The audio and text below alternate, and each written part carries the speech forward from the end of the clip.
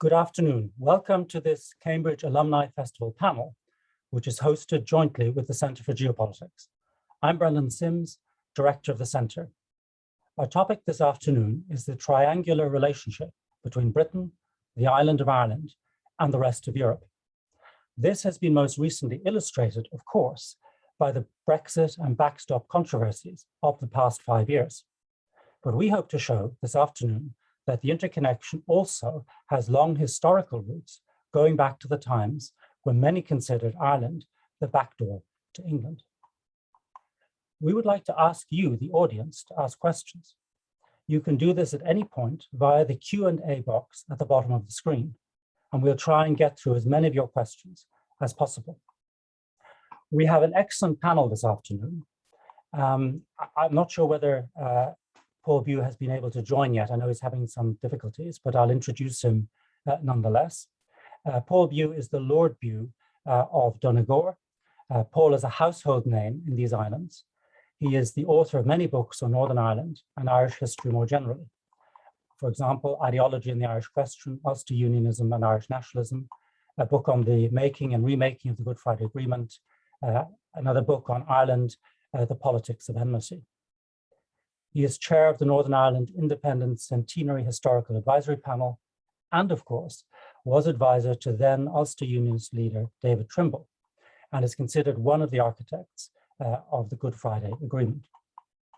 Professor Helen Thompson, who is Professor of Political Economy at the Department of Politics and International Studies, has published widely on British politics and on Brexit.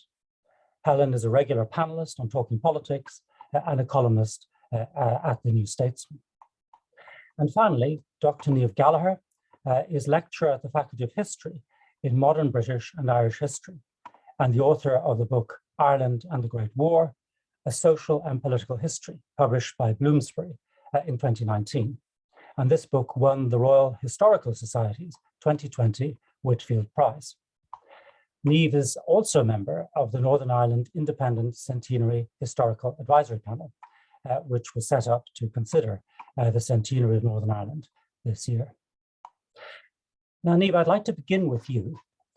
Taking the big picture, what role do you think the European dimension played in Anglo-Irish relations and relations within the island of Ireland before around 1900? Well, thank you very much, Brendan. It's a pleasure to be here. I think that's a great question. And I think the idea of Ireland as a backdoor into Britain and pre-1707 England is a really central one in the history of Ireland, but not only in Irish history, also in British history and European history as well. And though I imagine its role waxed and waned at various points in time, still I think the concept is a really interesting one we can track historically.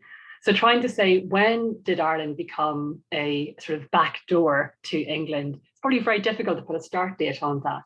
But if you were to look at what nationalist writers were saying, pardon me, in the 19th century, they'd probably give you lots of different dates when Ireland strategically mattered to England.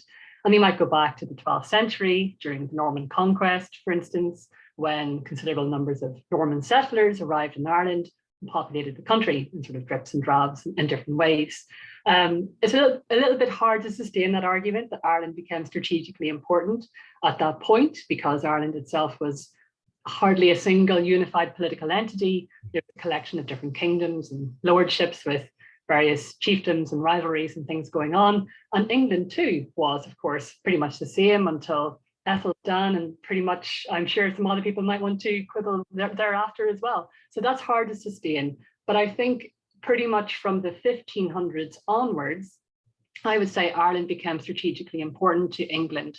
And this is because there was an ideological project attached to the English crown. Englishness, Protestantism were very much wedded, and Ireland was seen as probably more of a liability than it was an asset. And in the mid-1500s, there were considerable plantations of Ireland, where hundreds of thousands of English and Scotch settlers arrived in the country, and particularly within Ulster, of course, which counts for a large Protestant population, which still remembers this today, or as part of their particular communal memory. And I think extending settlers across the island of Ireland was trying to bring Ireland more under the control of England, to make it less of a security risk. And it was seen as a security risk by the English crown through a number of different examples. You could take the Spanish Armada, for example, in 1588, I think that was the date, when numbers of maybe hundreds of Spanish sailors, very accidentally, for those of you who don't know the story, washed up on the west coast of Ireland. And this really troubled the English crown, who, through their administration in Dublin and elsewhere, quickly fined the sailors, executed them, and any local Irish lords who assisted them. So you can see from this example that Ireland became a problem in English relations at that time. But it was also seen as an asset in many continental powers. Spain is a really good example. A handful of years after the Armada, when the Catholic King of Spain, Philip II, sent material resources, financial resources to assist Spanish rebellions within Ireland that were effectively Irish-led, but with Spanish help. And part of his reasoning for doing this was to stir up discontent in Ireland and to direct some resources from England to Ireland, freeing up more resources for Spain on the continent. Well, Spain is a good example from the 1500s. I mean, the French was a big power right throughout the 1600s and the 1700s. And there are numerous attempts by the French to land within Ireland. I could list several of those, but I won't for the sake of time. But yeah, right up until the Act of Union, which creates a formalized United Kingdom of Great Britain and Ireland, Ireland is seen as both a strategic asset and a liability by not only England and later on, of course, Britain, but by many powers in the continent as well. And this stretches well into the 20th century and maybe now into the 21st. Thank you very much. So in some ways, the wider political framework in which we're living, that of the United Kingdom, at least on this side of the Irish Sea, is kind of a product of these anxieties, as you've put it. How important were continental alliances for Irish separatists and then I guess nationalists, we might call them? Did that play a role in their thinking? Nationalists frequently looked to the continent for examples and inspiration. So you had very real connections between Ireland and Irish nationalists, separatists. I mean, they vary across the period that we're talking about here. But let's call them separatists and nationalists, those who wanted some measure of legislative autonomy for Ireland. And there are very real connections between these radicals and continental powers. In 1798, for example, a very famous rebellion, Presbyterian-led rebellion in Ireland by the United Irishmen. And it's led by Theobald Wolfe Tone, who is Irish, but he also has French heritage. And this rebellion is modeled on the French Revolution, of course, a handful of years earlier on, and is assisted by the French in terms of manpower and financial resources. And this is a key reason why the Act of Union itself was created in 1801. I'm happy to say a bit more about that. So 1798 demonstrates these connections between nationalists in Ireland and the French. And maybe if you go 50 years later on, to 1848, when you have this series of political revolutions across Europe, the 1848 revolutions. And though the revolution in Ireland in 1848 is very much a muted affair, compared to, for example, Germany, still you have a small group of Irish men who identify with these wider ideas of overthrowing powers of patronage or aristocracy or monarchy, whatever it may be. And they call themselves the Young Irelanders. And they are both ideologically identifying with Europe and what's happening elsewhere in Europe, but also they go to Paris themselves and try to build these connections. So I think there are always, really good examples in Irish history of nationalists connecting with European radicals right throughout the 1700s and the 1800s, and even well thereafter. So if I very briefly say about the 20th century, the Easter Rising in 1916, which is a formative moment in Irish history, the radicals who helped to foment rebellion within Ireland, so about 1,500 radicals who are involved. Some of them had strategic connections with Germany. And of course, this is in the middle of the First World War. Some radicals, Roger Casement, for example, had gone to Germany, he'd gone to Berlin, and had visited Irish prisoner of war camps dotted around the city and elsewhere. And he was trying to enlist Irish prisoners of war to form an Irish brigade in the service of Germany against England. And so, these connections between Ireland and Europe are really wide-ranging across different chronologies. So really important, I'd say. Thank you. And I think we may well come back to particularly the 19th century and early 20th century, when I hope Paul Bew will be able to make it on the call. He's having, I think, bandwidth problems of some sort, because he has, of course, made a particular study of that. But before we move closer to the present day, could you perhaps tell us a little bit about how the picture changes after the establishment of the independent 26 county state?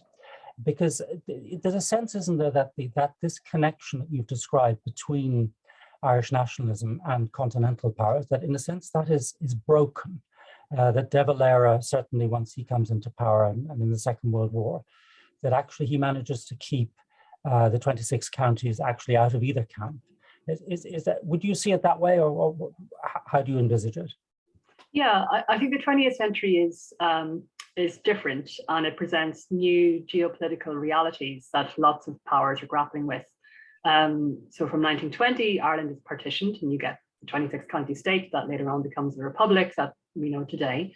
And Eamon de Valera, who is Taoiseach of Ireland, Prime Minister, effectively equivalent word, for a large part of these years, he very much has a kind of uneasy relationship with Europe. On the one hand, he seems quite sympathetic to Europe. He sets up the Ministry of External Affairs, and indeed one of the core principles of the Irish separatism that comes to the fore, even at the end of the First World War, is having a foreign ministry. So in the illegal First Dáil, the Irish Parliament is set up in January 1919, outlawed by Westminster at the time because it's pre-independence. One of the four ministries that was created was a foreign ministry. And it was key to radicals then, as it was right through to the 30s, to establish connections with Europe, but also with America as well, because the 20th century is notably different given the rise of America as a new global superpower. And of course, after the First World War, the collapse of empires across Europe and the rise of new nationalist movements. So geopolitics are very much in flux. However, under De Valera is still trying to build connections with both Europeans and America as well.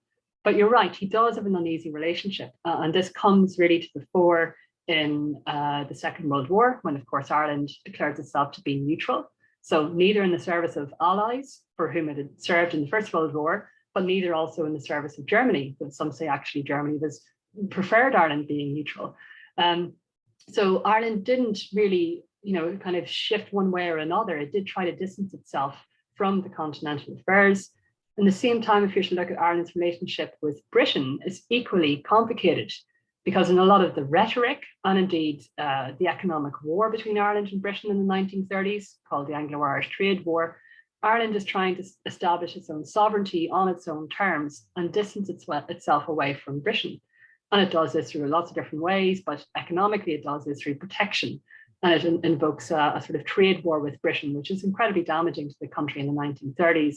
And emigration is rampant, and poverty is extensive, and all these sorts of things. But at the same time, Ireland does end up under De Valera, kind of following Britain in some ways.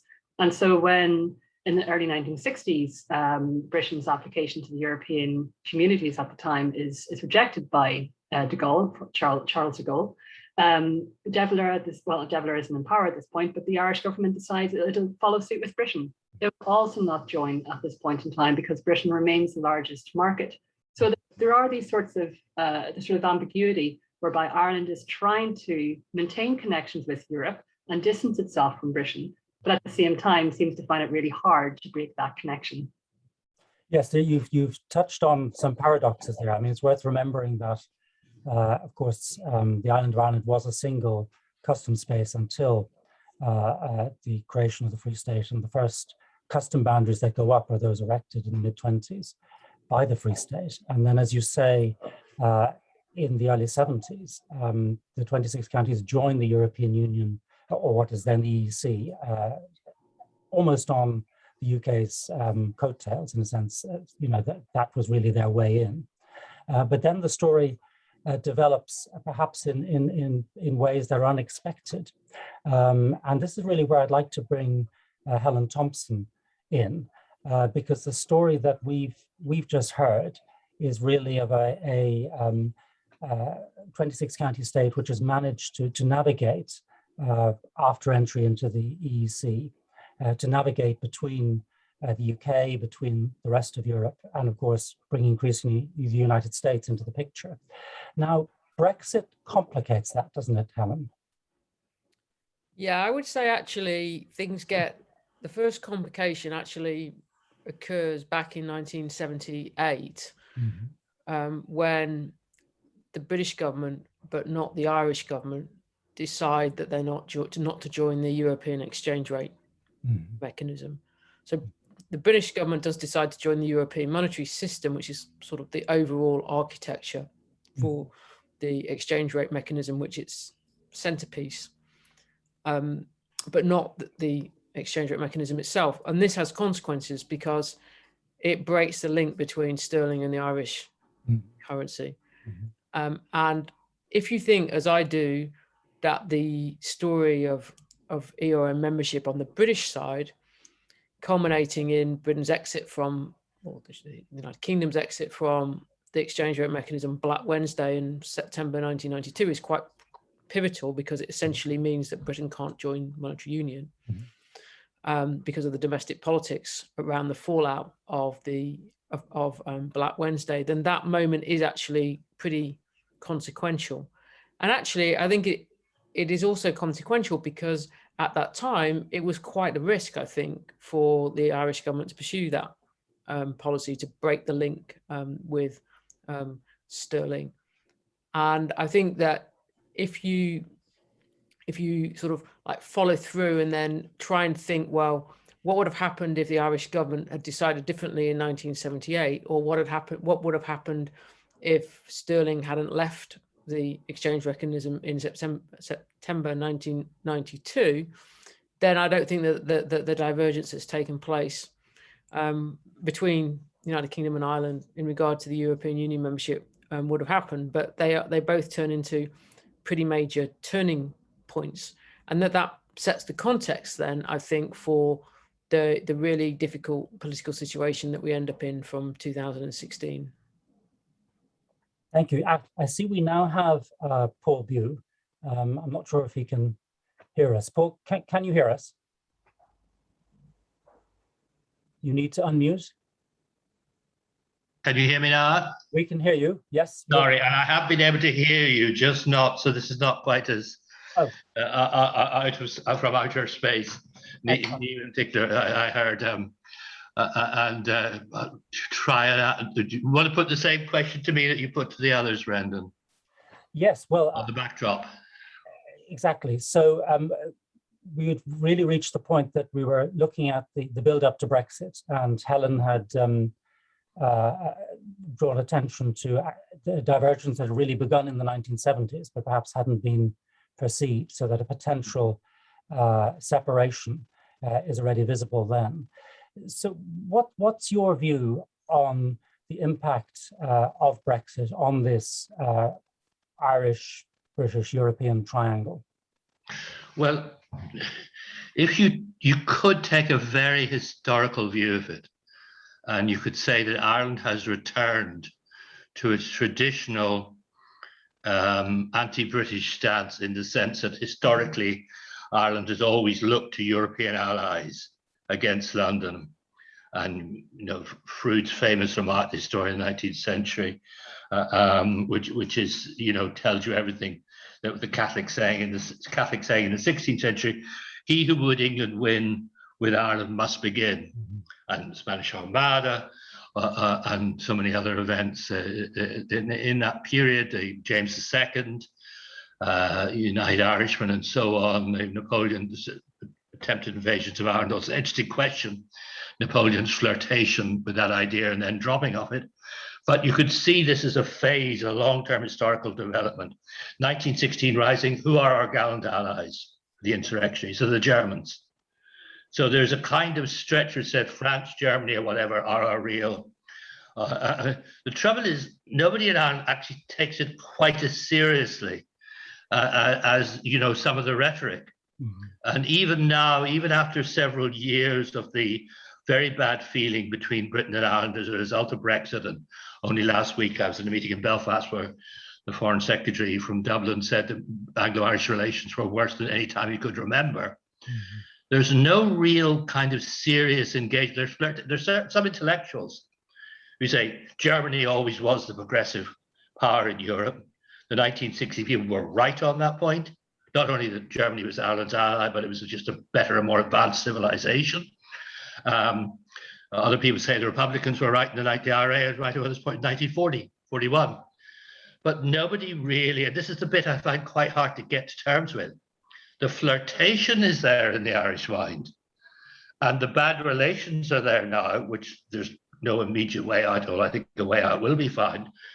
But there's, it's only intellectuals on the fringes who actually seriously argue that Brexit has taken us back in our row with Britain to what is the real truth of Irish history, which is that our allies are on the continent and our true enemy is Britain.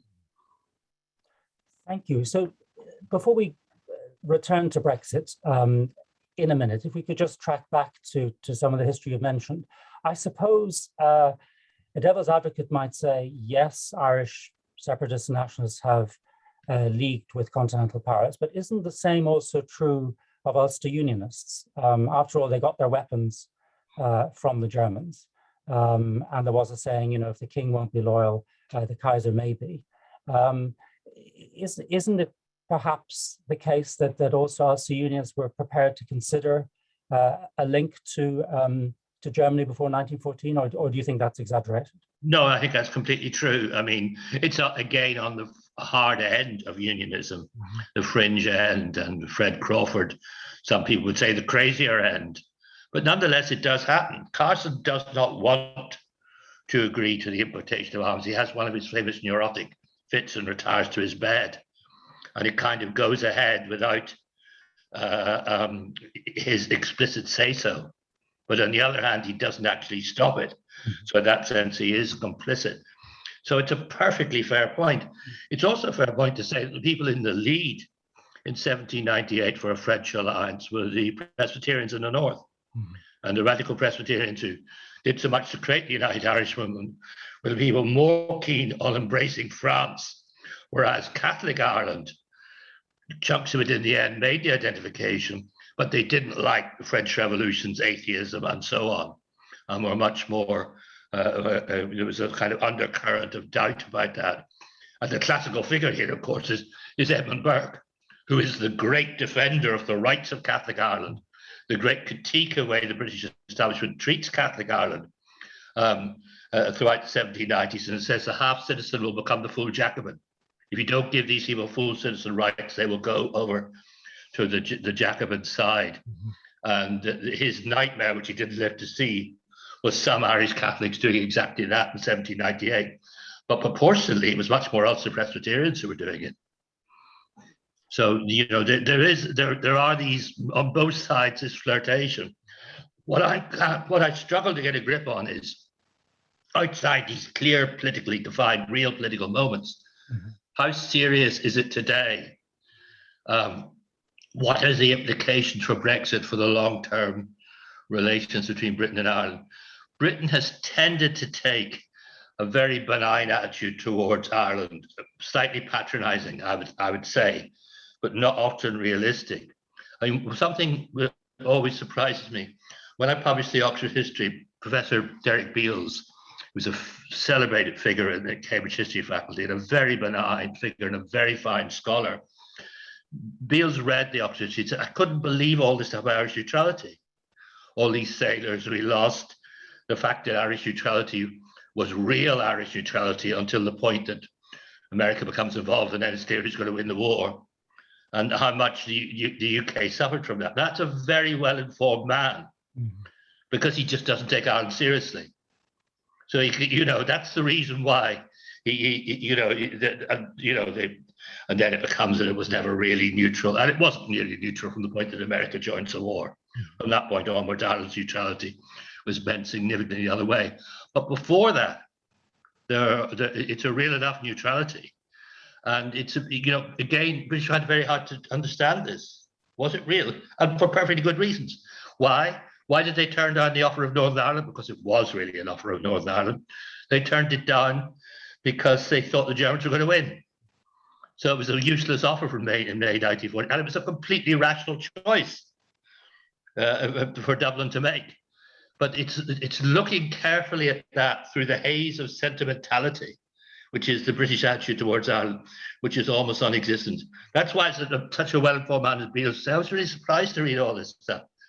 I mean, this is a man who's a great figure in European history. So this seems actually quite easy to point out. This seems a good moment to turn back to Helen, who in a sense represents, if I may say so, the English stroke UK standpoint in some ways. And how do you react to that? And how do you think the developing Brexit backstop story affected British politics? Because it was pretty dominant, was it not, for several years? Yeah, I mean, I think you could understand what happened between the referendum and certainly the general election of 2019 that determined that Brexit would happen, but I would say now as well, without understanding the centrality of Northern Ireland to the difficulties that Brexit caused for the British government. And I do think part of that, which I think fits with what Lord Boo is saying, is that the British politicians don't take Irish questions seriously enough. Now, I think you have to go back and see that from the point of, let's say from the early 1920s, from partition through to the late 1960s, in terms of the domestic political problem that what used to get called the Irish question caused British politicians at Westminster, they thought they'd solved it, leaving aside the geopolitical issues in the Second World War. But if you go back to that period from essentially from the 1880s to 1914, the view of English politicians in particular at the centre is that this Irish question is completely screwing over domestic British politics, Westminster politics. And so when they get the chance, in some sense, to kick it away, to basically say, okay, let's just let Northern Ireland be Northern Ireland until the late 1960s, from the point of view of their preoccupation with domestic British politics, that is very useful for them.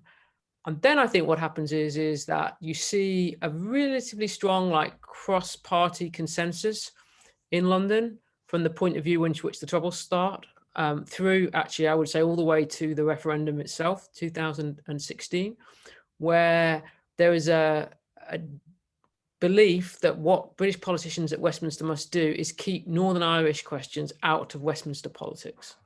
That's the nightmare that they got some folk memory of, that's the wrong word to describe, court memory of at Westminster, that is what you don't want to happen. And I think one of the problems that the Leave politicians have once the referendum has happened is that they don't see that actually how difficult this is going to be sticking to that in the context in which Brexit is happening. Because from the point of view of those trying to stop Brexit in British politics, the Remainer faction, if you like, in Westminster, obviously occupying all of the parties in one way or another, given that there was a Remainer faction in the Conservative, albeit smaller one than in other parties. Northern Ireland is the means by which it looks like Brexit can be stopped. It's the best means. And I think that that those within the European Union who did want to stop Brexit and were willing to ally with those in Britain who wanted to stop Brexit understood that too. And I think it was radically underestimated by the Leave politicians because they weren't used to thinking about the relationship between Northern Irish politics and UK politics as a whole. So are you basically saying then that some of the concern expressed around the Good Friday Agreement was also motivated by the desire to really get the UK back into the European Union by the back door? I don't want to get into what any individual's motivation in all this is, because I mean I'm just not well enough informed to say that this is what really drove this person. But let's just look at it in terms of structural logical terms. If you were a Remainer politician in Parliament who really wanted to stop Brexit happening, then this was quite obviously the point to press, both because the Leave politicians had not seriously thought about how they were going to deal with the problem, and then it got an awful lot worse from the point of view of the Leave politicians once we'd had the 2017 general election, and then you have a minority Conservative government that is then dependent on the DUP for any kind of parliamentary majority. And it would also be clear, I think, that in terms of the way in which Barnier approached the negotiations, he understood that Northern Ireland was the UK government's weakness. And Paul, you've studied this quite closely. I mean, how does this then work out over the last couple of years in terms of issues around vaccine procurement, the use of the opt-out articles from the protocol? Has the European dimension there helped to smooth the situation, or do you think it potentially aggravates it? No, first of all, I think everything in Helen says is precisely correct. And I have no doubt that Remain politicians who, it's not a question of imputing motive, did believe that this was the weak point, and it was the weak point, and the onthought point in the Leave campaign. And the really interesting question is, why did Dublin throw them over?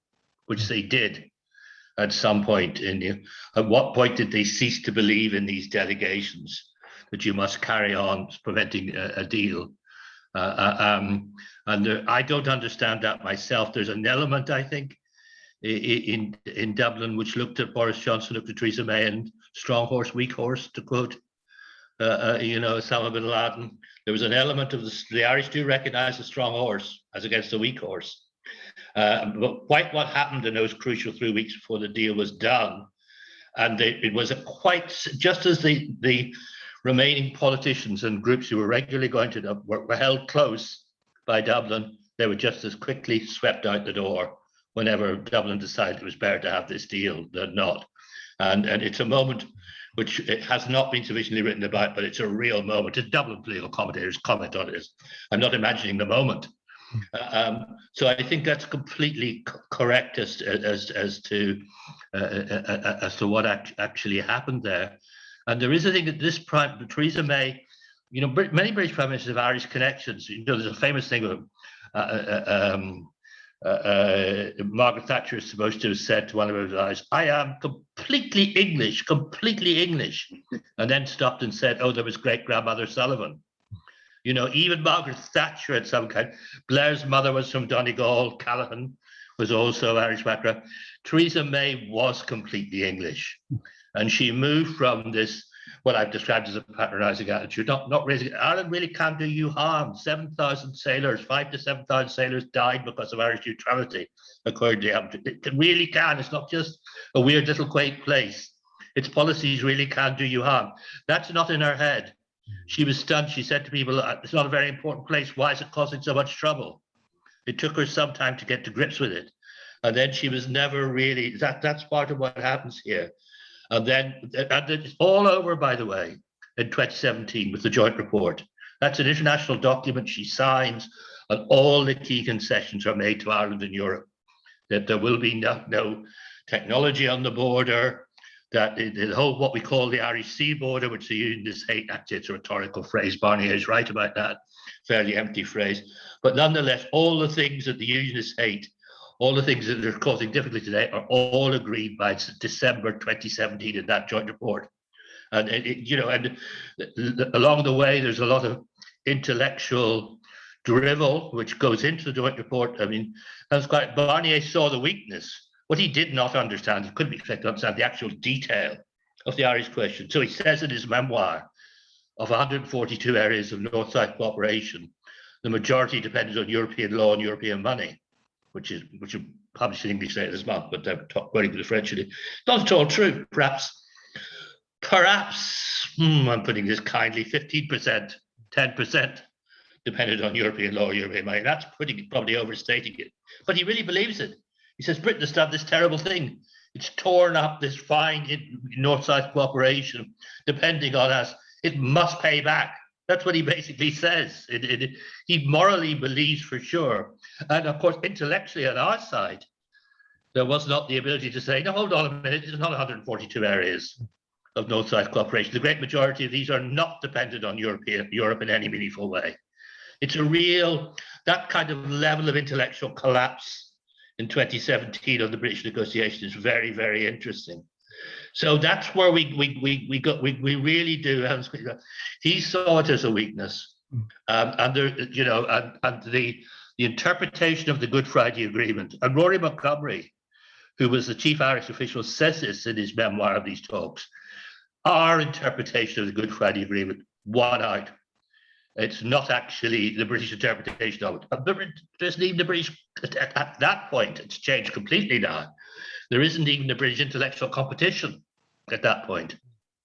So some of the questions are now coming in. They pertain exactly to what you were talking about there, Paul. But before we go to those, I'd like to turn back to Niamh. Now, obviously, you come at this not from the point of view of a political scientist or a political commentator or analyst, but as an historian. At the same time, you have been quite closely involved in the commemoration side of things in Northern Ireland, which is always, in a sense, political or risks being political. How did this Irish, British, European triangle and the Brexit story play into those commemorations, do you think? Well, I think what we're doing on the panel, for example, is I'm with Paul, part of the Independent Historical Advisory Panel. And what we're doing is very different to what the Northern Ireland office, which is Westminster's office in Northern Ireland, and then the devolved administration, which is the devolved administration in Stormont, they're all separate entities and they're doing different things. So from the start, it's not a coordinated process. And why would it be a coordinated process when there are such divergent views over the past? So that's where you start from. It's already messy. And it's messy from the Westminster side because, as I think we've discussed and Helen made clear, there hasn't been a great deal of attention given to some of the complexities in Northern Ireland or indeed in its past. So awareness of the kind of real grey area and the murky stuff that's happened, I wouldn't say has been brilliant. And the decisions made by the NIO have caused a lot of controversy over using particular images in its website and how it's branding Northern Ireland as this sort of success story, like it was a sort of an agreed upon entity that emerged after 1921, after the elections in 1921. People know their history and they know only select bits of history as well. And that's the problem. They don't really want to have a more holistic view, particularly if it troubles what they think they know. And what they think they know is important. We're all like this. People have their own histories that they've inherited from their families and their communities. And that might be very different to what they've learned in school in a curriculum set by a state. So already you've got complexity at this individual level, the community level. And the NIO, I think, has tried really quite hard and it's done a brilliant job in lots of the ways that it's really worked. Some of the staff have been really helpful, particularly whenever we work for them. They've been brilliant, but they couldn't get it right because they were never going to get it right. You cannot get it right for such a complicated case. Now, what we have done, because that's the thing that we've control over and I can probably speak more accurately to, is think about what does history mean in Northern Ireland. And history means so many different things, from something that should be celebrated, which a large section of unionists want to celebrate Northern Ireland, particularly loyalists feel very wedded and attached to Northern Ireland, and a particular version of Britishness that resonates in Northern Ireland that I would say is more a Northern Ireland version of Britishness and a UK version of Britishness. Is very distinct and regional and local in a way. To the very opposite side where people don't even want to think about it, ignore it, because why? It was a decision imposed by somebody else. It's imposed by Westminster. Therefore, why, as Irish Republicans would say, would we even acknowledge this other than acknowledging the great travesty that happened when our island was partitioned and it's still not united today? So they're the kind of extreme points. And then you've got a whole lot of grey in the middle with people who have very different views on how you should think about Northern Ireland. Some more intellectually willing to look at actually the first Stormont government, which was a pretty much an all-unionist government, but at the same time, the nationalist minority who had a party boycotted the parliament for the first, at least the first decade, and possibly longer. And there's been that uneasy relationship in that first Stormont administration. Plus, the Troubles, which we have briefly touched on. The Troubles have lots of different origins and consequences, and one of the origins, of course, is the legacy of that first Stormont administration, and basically fairly one-party rule and discrimination in particular localities. gerrymandering of constituency boundaries, ensuring majority unionist rule. I mean, all of this is part of the ugly history of Northern Ireland and the state's ugly history, that first Stormont administration's ugly history. So this is a complicated event. How do you commemorate this and where do you begin? And I think what we've tried to do in the panel is recognize that it's messy. And I think, that's what we've tried to say. This is a messy history. People have lots of different versions of the history and how it should be remembered. It's not our job to tell you how to remember about the past, because we realize it's a really complicated thing tied to individuals, families, communities, larger entities. But what we want to do is inform, and we want to give a wider array of experiences, events, and hopefully in some of the work that we've been doing, bring out more sources related to the history of Northern Ireland, just so we've got that historical record and we can look at it and it's publicly available. So we've been trying to do these sorts of things. Now, whether or not people want to engage and how far they want to engage, it's entirely up to them. And I think that's how we've approached this as a panel, trying to recognize its messiness, trying to ensure we know more about the historical facts, which are in Hansard and in the records of the Northern Irish state, and anything we can get from the Public Records Office, but also in informing people who are interested in reading about different histories related to Northern Ireland across, the 100-year period, of course, related to those really specific years from 1920 through to the Boundary Commission in 1924. It's a really turbulent time in Northern Irish history. So we're trying to speak to both those dates, but also a wider longue durée across the last 100 years for people who are interested in experiences, though completely realizing whether or not we change our views. We're not in the business of changing views. We're just in the business of informing. So it's a complicated thing. Some people would say that the messiness you refer to is actually no longer sustainable because of Brexit, because of the backstop and everything that has happened around that. And that's actually the subject of a couple of the questions. We have one here from Deepa Parigupta, and they're asking, I'll just read it out, say, given the USA is invested in the survival of the Good Friday Agreement and the EU supports the international treaty, how likely is it that England will retain influence in Northern Ireland and retain the division with ERA? So I guess they're asking really about, the future of the United Kingdom and the status of Northern Ireland within it. Helen, how do you see this? So are you with those who say that actually, because of Brexit and because of the backstop, that has loosened so many unionist teeth within the province that actually, unification between the 6 and the 26 counties is closer than ever before? I'm always hesitant about answering these questions because of the fact that I'm obviously looking at it from essentially, as you would put it, from England and London. It seems to me that it would be silly to deny that there has been some increase in, let's call it, secessionist pressure coming from Northern Ireland for the fairly obvious reasons. If you say, though, well, what has actually changed? What are the prospects of unification compared to what that they were before Brexit, and try to think about that as a issue for all of Dublin, the people of Northern Ireland, Westminster, and the European Union, I'm not sure so much has changed. Because for unification to take place, then the issue of Northern Ireland becomes the responsibility of the Irish government, and it becomes the responsibility of the EU. It takes that issue into the EU's legal and constitutional order and takes it out of what would no longer be the United Kingdom. And even leaving aside the question of whether this is something the Irish government really wants to contemplate, that's quite a big contemplation, I think, for the European Union. I think if you looked at it somewhat cynically, you might say, well, actually, from the European Union point of view, at least the situation where the British government, and I'm deliberately saying British, it remains sort of bogged down in political problems caused by Northern Ireland, that maybe even somewhat strengthen those forces in British politics, not that necessarily want to rejoin the European Union, but would like Britain, say, to rejoin the single market and the customs union. That would be better position for them.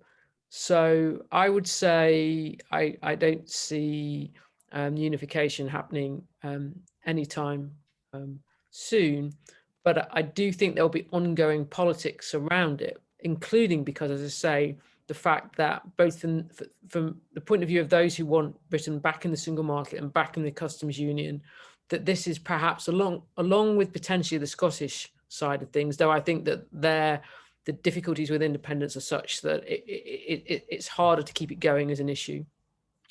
That keeping the Northern Irish issue going as an issue is, in regard to Brexit, is actually quite useful for those who want, as I say, the United Kingdom back in the single market, or Britain back in the single market and the customs union. Thank you. So we're beginning to run out of time, but we do have time for another question, which is from Nick Hanna, and I think it's probably one that Paul Bu has wrestled with on many occasions. But Nick wants to know, how could it ever have been in the interests of the DUP for them to have supported Brexit? Was it not a massive misjudgment on their part? Yeah, I mean, I'm a Remain voter. I know Nick and suspect that he may have been. We were actually at the same college in Cambridge. I get the point, but actually by now, this thing about the DUP's guilt in this is wearing thin.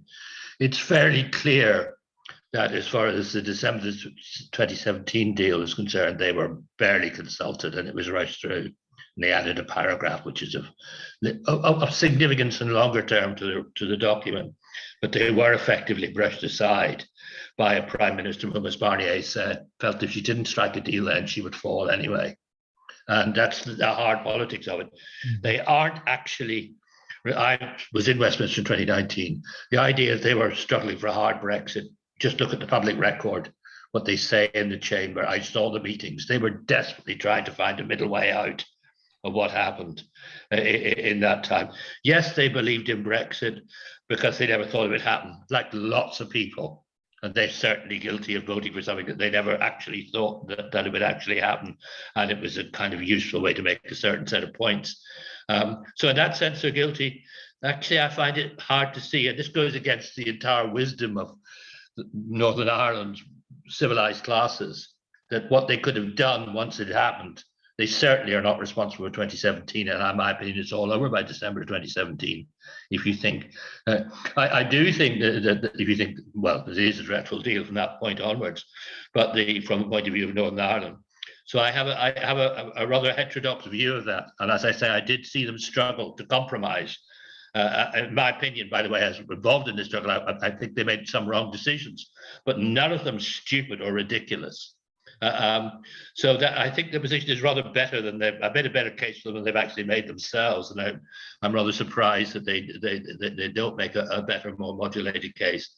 So that's the key thing about that. But I think the key thing you have to understand, back to the earlier question, this government is completely committed, as is the latest Washington trip shows, as G7 to the Good Friday Agreement.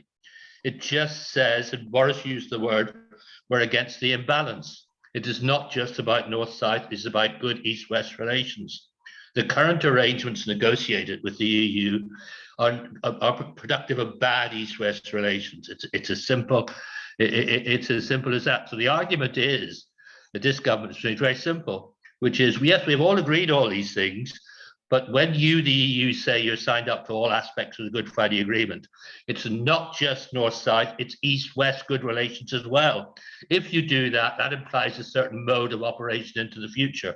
It's quite a serious argument. That's why it's become, why the EU is to some degree, and certainly the Biden administration has kind of got it. I mean, we're in a rather different place with respect to that. Nobody is saying the British side is fervently defending a version of the Good Friday Agreement. It doesn't have that vulnerability. Protocol and its operation, different thing. Thank you. So I'm afraid that's all we have time for. I'd like to thank our three excellent panelists, Paul Bu, Helen Thompson, and Niamh Gallagher. If you'd like to stay tuned to the Centre for Geopolitics, do go on our website, which is www.cfg.polis.cam.ac.uk, and register for our mailing list. There are many more panels and lectures to come. But for now, from me, thank you and goodbye.